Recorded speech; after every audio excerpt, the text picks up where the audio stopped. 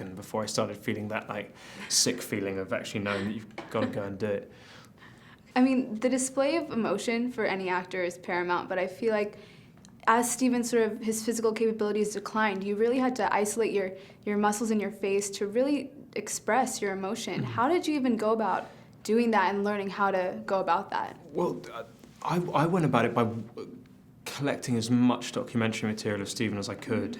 And I wish there was some wondrous, like, glamorous way I could explain it to you, but it was literally having that on an iPad and sitting in front of a mirror and trying to replicate muscles. But the interesting thing is as some of his muscles stopped working, it's like muscles that we wouldn't normally use, a lot of the ones around the eye, what started becoming his forms of expression. And so what was interesting in the process was trying to learn to isolate muscles that you basically haven't used before. One of the lovely things about it being a film was, of course, film can get close and can see those things. So.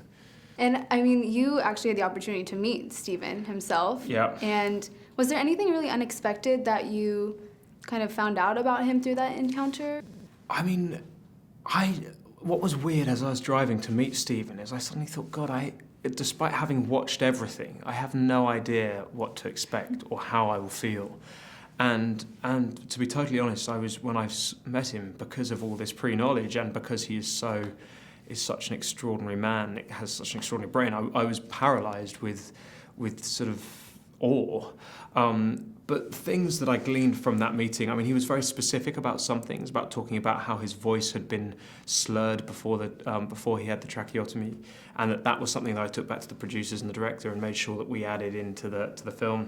But also, he's just so funny. He's just incredibly upbeat, incredibly